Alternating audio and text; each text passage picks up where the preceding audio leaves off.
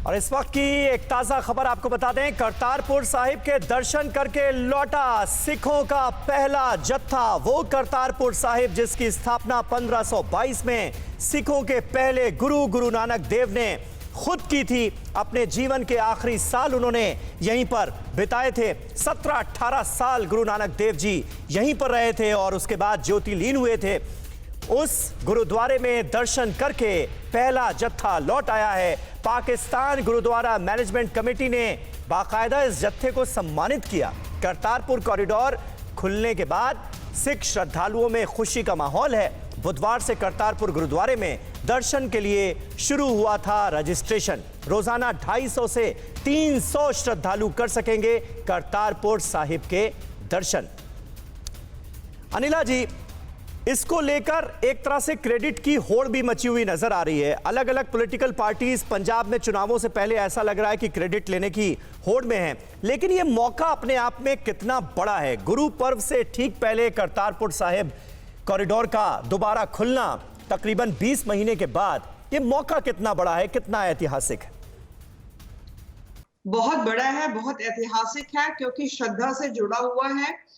और देखिए, ये समीर जी कहा जाता है कि जब गुरु नानक जी ने अपना शरीर छोड़ा था, हाँ। तो जो उनके फॉलोअर्स थे, जो उनके डिवोटीज थे, वो मुस्लिम्स भी थे और सिख भी थे। तो ये हुआ कि भाई कौन जो है उनका दाह संस्कार करेगा। तो गुरु नानक जी ने ये पहले कह दिया था कि भाई फूल रखना, और जिसके फूल ज्यादा फ्रेश होंगे वो मेरा दाह संस्कार करेगा। तो सुबह जब दोनों कम्युनिटीज ने उनके ऊपर फूल रखे और सुबह के टाइम उनकी, मतलब ये एक चाहे वो मिथ है या जो भी है, बॉडी नहीं थी, सारे के सारे फूल बड़े फ्रेश थे।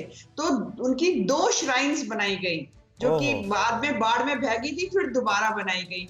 तो मैं ये कहूंगी कि अगर मैं गुरु नानक जी का विषय उठाती हूँ, वहां पे करतारपुर साहिब गुरुद्वारा जी का विषय उठाती हूँ, तो वहां पे देखिए एक जो स्पिरिचुअल जुड़ाव है, मैं ये कहूंगी कि सभी का है वहां पर। होड़ की जहां तक बात है, मुझे लगता है होड़ ज्यादा नहीं करनी चाहिए यहाँ पर। टाइम टू टाइम, चाहे वो हमारी प्रधानमंत्री इंदिरा गांधी जी रही हो, चाहे अटल बिहारी वाजपेयी जी रहे हो, चाहे ये मनमोहन सिंह जी रहे हो, सबने प्रयास किया कि भाई या तो ये हम जमीन एक्सचेंज कर लेते हैं, हमारी तरफ आ जाए, या ये हमको दे दिया जाए।